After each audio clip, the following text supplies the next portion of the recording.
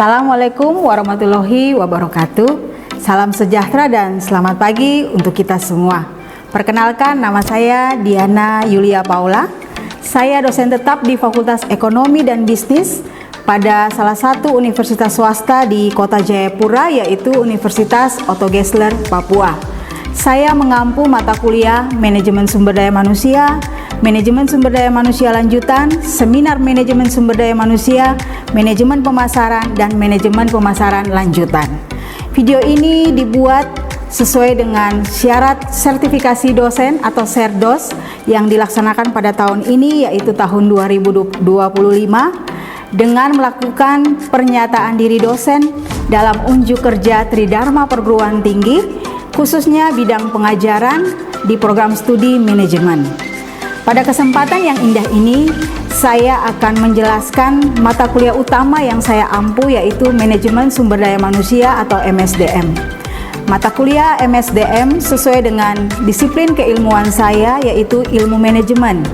Sesuai dengan alur pembelajaran delivery, interaction, dan evaluation, saya akan menjelaskan tentang perangkat pembelajaran, deskripsi mata kuliah, hasil belajar, materi pembelajaran, sistem pembelajaran, metode dan media pembelajaran, serta sistem evaluasi.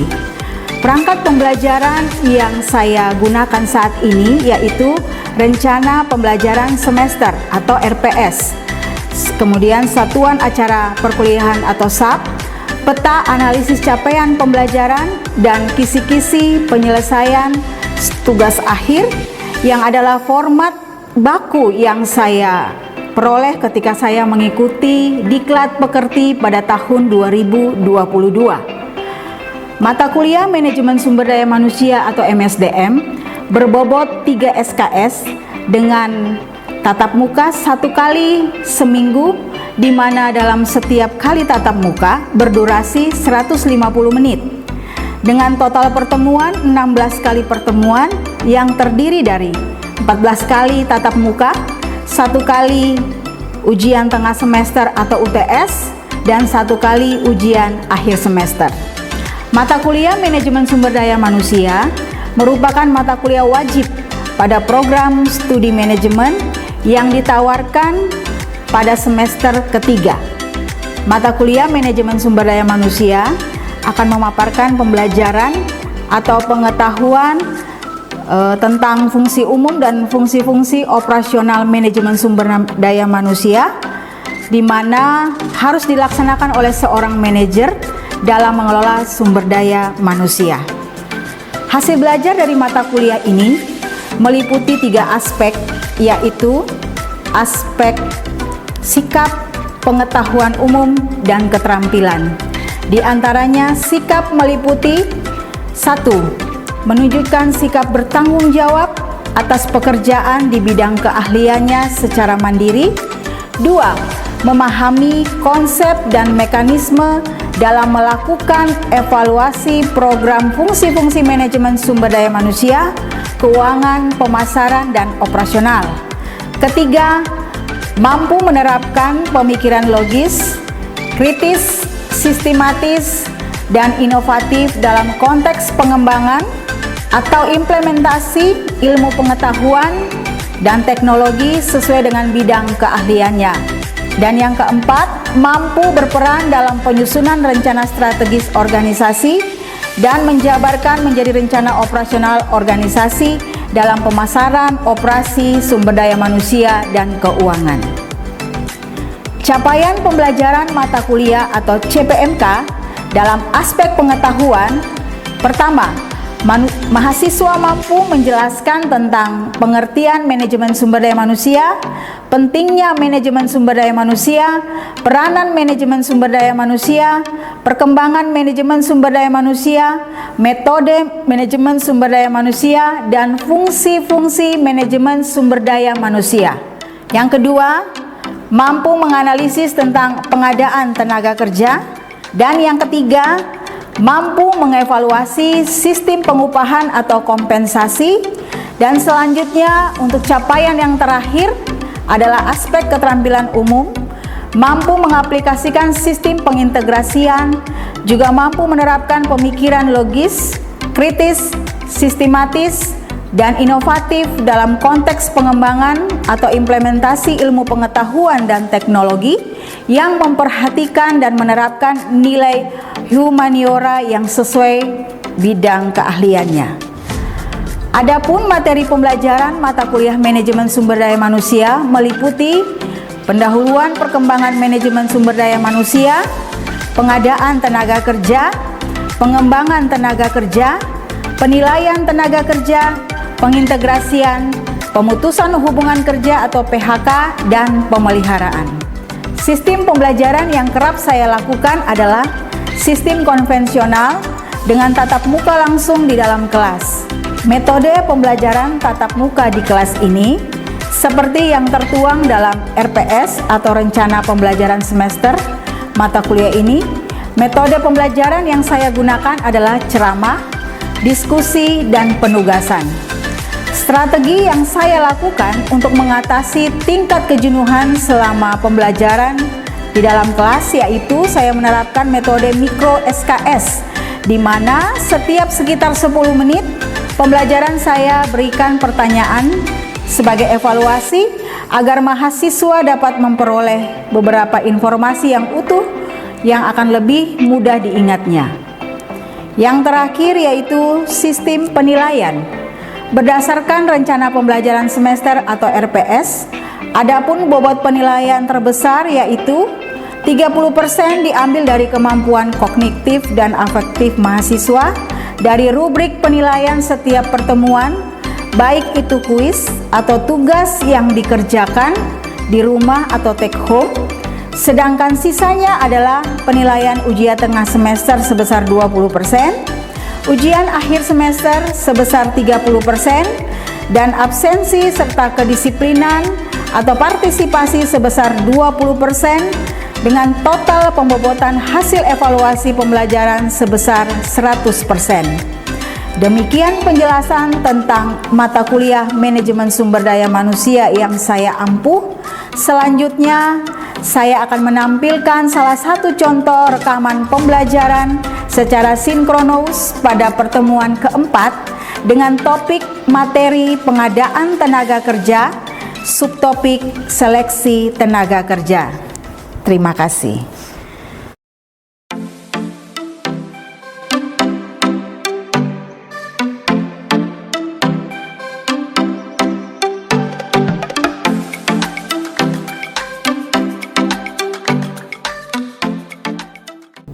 Shalom, selamat siang.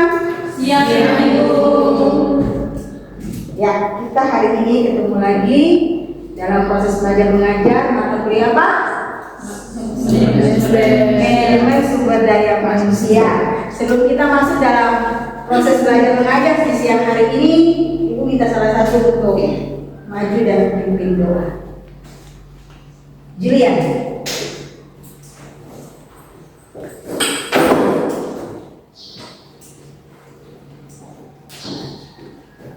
Baik, sebelum kita mulai pelajaran kita di siang hari ini, mari kita berdoa mulai. Bapa kami yang ada di surga, terima kasih untuk kasih sayang kepada kami sudah memberkati kami dari pagi hingga siang ini. Sekarang kami akan melakukan aktivitas belajar mengajar kami dan Engkau memberkati kami sebagai dosen dan mahasiswa. Inilah doa kami, di dalam nama-Mu kami sudah berdoa. Amin. Ya, amin. Terima kasih Julian. Apa kabar semuanya? Baik, Ibu. Sehat semuanya? Sehat.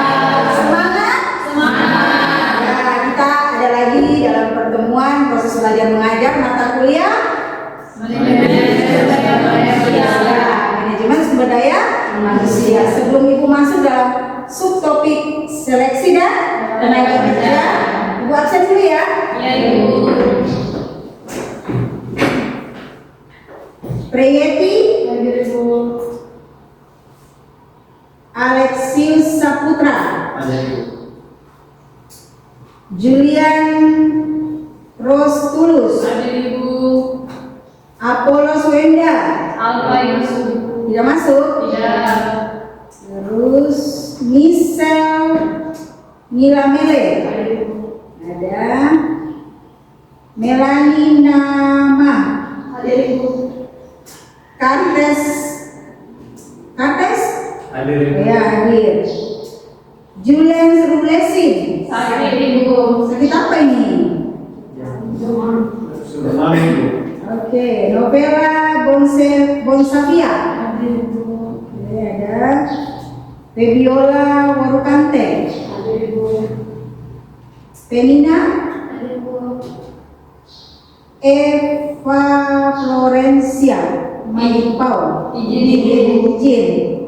Maria Upesi. Izin juga. Ya. Oke, ya. Ya, kita akan mulai dengan materi kita di sidang hari ini dengan topik seleksi dan tenaga kerja. Sebelum kita masuk dalam materi di siang hari ini, Ibu sedikit mengulas minggu kemarin, ya, sebelum masuk tentang pengadaan tenaga kerja. Ada berapa proses dalam pengadaan tenaga kerja? Hah? Ada berapa? 6 atau 5? Apa saja? Ada berapa proses dalam pengadaan tenaga kerja? Pertama, rekrutmen, terus seleksi, kemudian penempatan, habis itu orientasi dan induksi tenaga kerja. Ya. Sebelum kita masuk di seleksi tenaga kerja, apa itu rekrutmen? Ibu ingin tahu. Kalian memahami tidak yang melalui wajah? Siapa bisa? Apa itu rekrutmen? Saya Ibu. Ya, Julian, apa rekrutmen? Rekrutmen tenaga kerja itu suatu proses mencari, menarik, dan memilih individu yang memenuhi syarat untuk mengisi posisi atau suatu jabatan itu. Sekian Ibu. Proses apa, Alex? Proses mencari, menarik, dan memilih individu yang Sabar. Proses mencari, memilih, dan menarik. Jadi cari dulu dong. Ya. Cari dulu. Setelah cari, apa? Hah? Menarik Ibu. Menarik. Setelah cari, tarik. Habis tarik, Memilih. memilih. Ya, gitu. Kemudian ada berapa proses dalam rekrutmen? Ada 6. Ada 6. Siapa namanya? Julia. Salah. Penina. Ada 6. Coba Penina sebutkan. Bisa sebutkan semuanya? 6 proses rekrutmen. Bisa? Apa saja? Yang pertama identifikasi kebutuhan, yang kedua perencanaan perekrutan, yang ketiga pencarian kandidat, yang keempat seleksi, yang kelima penawaran dan penerimaan, yang keenam validasi. Ya, identifikasi kebutuhan. Yang kedua perencanaan rekrutmen. Ya. Yang ketiga pencarian kandidat. Keempat seleksi. Kelima apa? Penawaran dan penerimaan. Keenam Orientasi. orientasi itu apa ya? Memberikan pelatihan dan informasi. Iya, memberikan pelatihan dan informasi tentang perusahaan yang kita tuju dong. Sama halnya dengan kita kalau mau masuk kuliah, apa namanya? Ospek, mos ya. Ya seperti itu. Jadi harus mengenal kampusnya dengan baik, harus mengenal perusahaannya dengan baik. Ya itu rekrutmen. Kemudian ada sabar tanya urutan deh. Ada berapa tujuan rekrutmen? Ada 4 itu. Ada 4. Apa saja? Yang pertama memenuhi kebutuhan tenaga kerja, yang kedua mendapatkan kualitas karyawan terbaik, yang ketiga membangun tim yang solid, yang keempat meningkatkan kinerja perusahaan. Ya, memenuhi kebutuhan tenaga kerja. Tentunya tujuan rekrutmen menerima tenaga kerja berarti untuk memenuhi kebutuhan tenaga kerja. Kalau kita masuk bekerja pada suatu perusahaan, berarti untuk memenuhi apa? Kebutuhan kita juga kan? Iya. Yang kedua apa tadi? Mendapatkan kualitas karyawan. Ya, rekrutmen. Proses apa? Mencari, menarik, dan memilih. Dari proses itu, berarti kita akan dapat karyawan yang berkualitas. Berikutnya apa? Membangun tim yang solid, dan terakhir meningkatkan kinerja perusahaan. Kalau kita memiliki tenaga kerja yang handal, yang berkualitas, pastinya meningkatkan tujuan perusahaan. Jadi tujuan perusahaan bisa tercapai ya? Ya. Iya. Kayaknya semua paham ya tentang rekrutmen ini. Sudah kerja semua kan? Atau lagi mencari pekerjaan? Misal sudah kerja kan belum? Oh, lagi mencari pekerjaan. Iya. Kita masuk ke subtopik berikutnya yaitu seleksi tenaga kerja. Siapa yang tahu seleksi tenaga kerja itu apa? Sebelum kita masuk materinya. Apa ya? Seleksi. Alex, apa itu seleksi? Serangkaian proses yang diselenggarakan oleh perusahaan untuk memilih satu dari berbagai Serangkaian proses, kandas ya. Serangkaian proses yang bagaimana? Yang dilakukan oleh perusahaan adalah memilih satu dari berbagai yang ada. Iya dong? Ya. Jadi misalnya juga di kelas ini ibu harus memilih satu atau dua orang yang paling misalnya. Ya, seperti itu. Seleksi tenaga kerja adalah kita lihat sama-sama. Itu prosesnya bertahap ya. Bertahap atau langsung? Bertahap untuk memperoleh dan memanfaatkan berbagai informasi mengenai para pelamar. Ya, dalam seleksi itu kita bisa tahu tidak informasi tentang pelamar? Bisa tidak? Kira-kira informasi apa yang kita peroleh? Apa saja? Hah? Ayo. Kira-kira dalam proses seleksi itu apa saja informasi yang kita bisa peroleh tentang pelamar? Ayo. Kualifikasi tidak? Pendidikannya bisa tidak? Ya, statusnya, apalagi pengalaman kerjanya, ya, seperti itu. Ya, proses seleksi dimulai dari apa? Masuknya itu surat lamaran ya. Jadi Jules, Michelle, Alex kalau mau bekerja di tempat ibu harus apa? Melamar, buat surat. Ya, buat surat lamaran, bukan surat lain ya, surat lamaran ya. Dan kemudian diakhiri dengan keputusan untuk menarik karyawan baru. Jadi surat masuk kami lihat dulu, kami baca dulu, kami pertimbangkan. Kalau iya, maka nanti akan ditelepon, dikontak. Oh, Julian boleh besok datang kembali ke perusahaan kami jam 10 tepat untuk bertemu dengan bagian HRD misalnya. Ya. Langkah-langkah dasar proses seleksi. Yang pertama, menetapkan apa? Kriteria yang diinginkan. Iya toh? Kemudian memilih berbagai prediktor atau ragam informasi yang diperlukan untuk melakukan seleksi. Ketiga, apa? Menentukan waktu yang tepat. Kapan nih kita mau seleksi?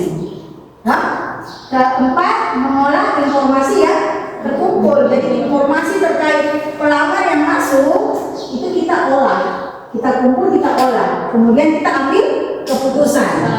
Ya. Ini tekniknya ya. Teknik-teknik dalam menilai pelamar. Yang pertama yang kita nilai apa? Atau biasa disebut apa? Biodata atau CV, kurikulum vitae. Di situ kan jelas mulai dari nama sampai ada pengalaman kerja, kemudian pendidikannya, jenjang pendidikan dari TK sampai misalnya S2 atau S3. Itu kita bisa tahu dari situ kualifikasinya. Kemudian pemeriksaan apa? Referensi dan latar belakang. Ada riwayat kacau-kacau tidak? Misalnya, oh pernah di penjara misalnya. Kalau pernah di penjara kira-kira bagaimana? Kamu sebagai pemilik perusahaan menerima atau tidak? Tidak ya.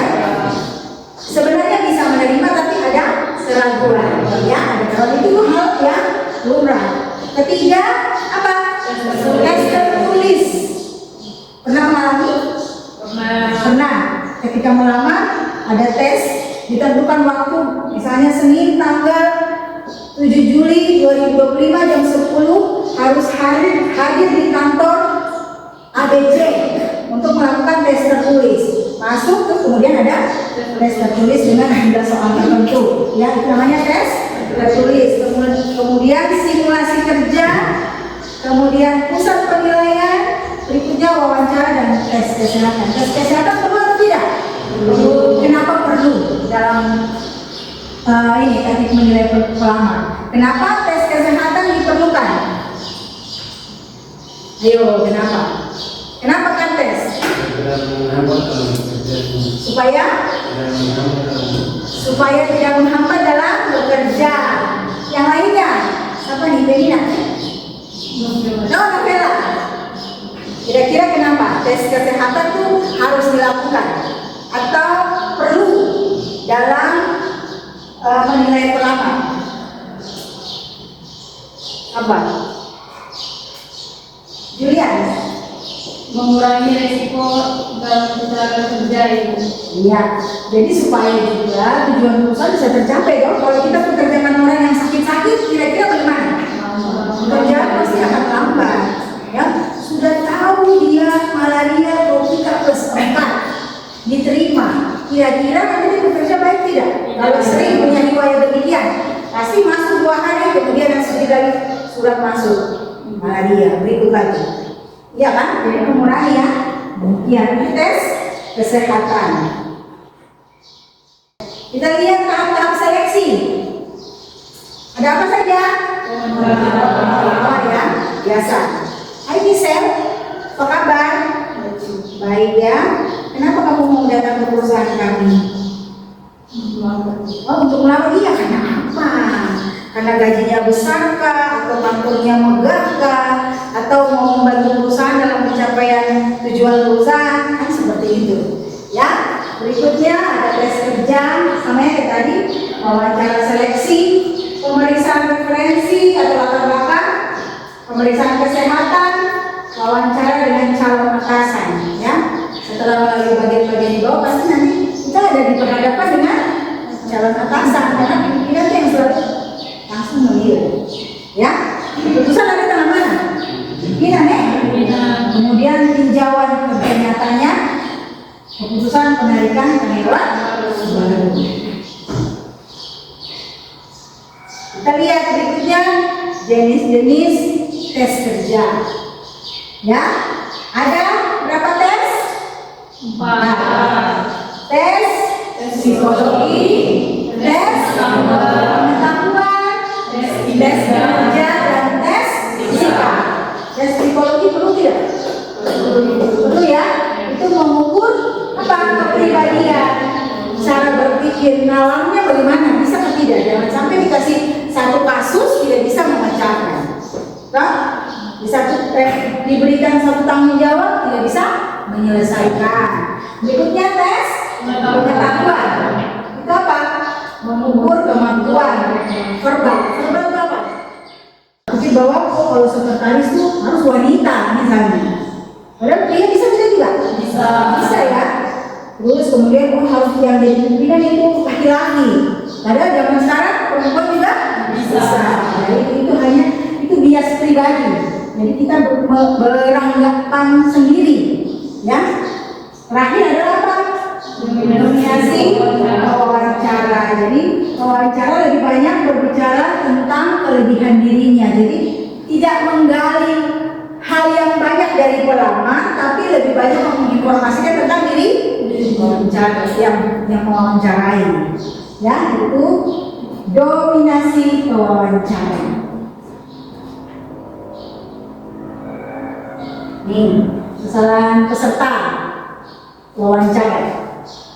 Bisa, yang pertama tidak serius, toh. Ada orang yang acuh-acuh, biasanya seperti itu, anggap remeh. Kedua, berbicara terlalu banyak. SK, SD, so kenal, so berbeda. Ada seperti itu kan? Berprinsip demikian, padahal itu salah. Karena pada saat proses wawancara itu kan proses apa? Anda dinilai. Ketiga, bual, tahu bual? Berbohong, bual kan? Ya, berbohong. Keempat, tidak mendengarkan, dan kelima, RW, kemudian schooler, dan letter WD and Davis. Oke, ada yang mau bertanya sampai di sini? Kalau tidak ada yang bertanya, bisa? Ibu bertanya boleh? Boleh. Ibu bertanya boleh atau tidak? Boleh. Boleh? Ibu bertanya sedikit ya. Ya, Proses seleksi itu dilakukan tujuannya apa? Ayo. Proses seleksi itu dilakukan tujuannya untuk apa? Siapa yang bisa angkat tangan? Siapa yang bisa angkat tangan?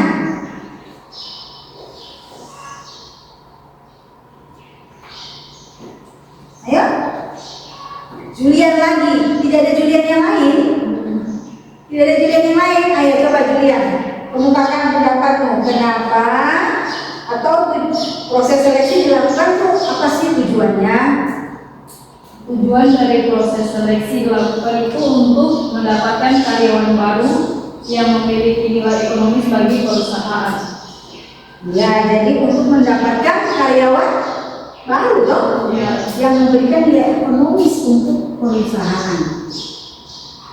Paham? Paham ya? Jadi perusahaan harus berusaha mendapatkan karyawan yang unggul, berkualitas.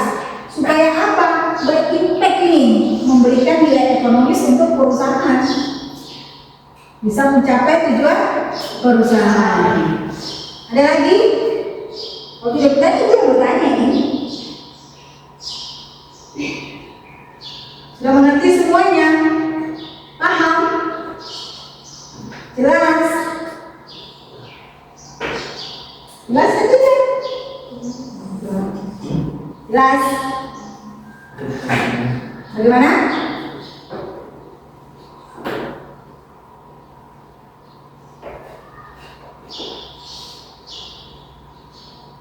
Ayo. Ibu tanya terakhir, seleksi itu apa? Polkande. Seleksi itu apa?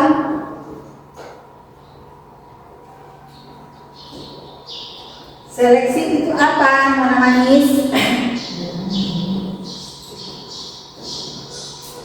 Seleksi itu apa?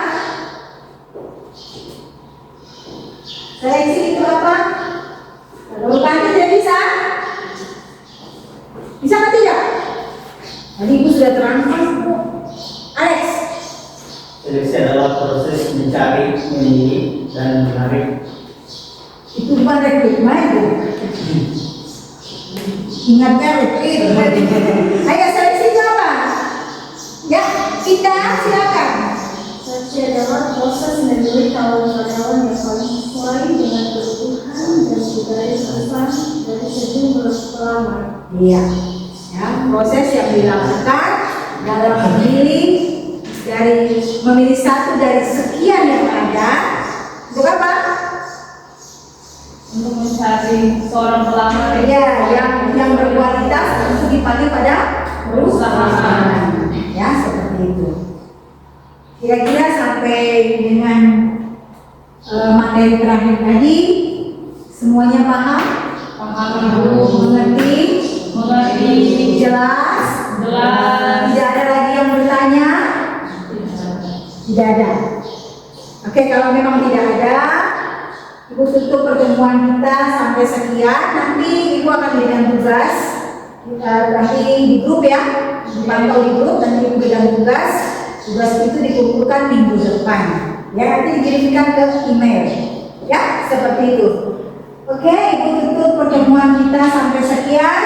Terima kasih sebelumnya sudah berpartisipasi masuk kuliah walaupun siang ya. Iya. Walaupun siang. Ya, kita tutup perkuliahan kita di siang hari ini dengan doa. Kita bisa pimpin kita dalam doa.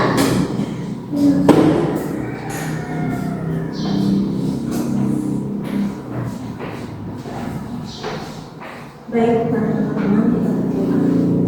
Tuhan, terpujilah nama Tuhan. Terima kasih kami telah menerima pelajaran proses belajar yang selesai.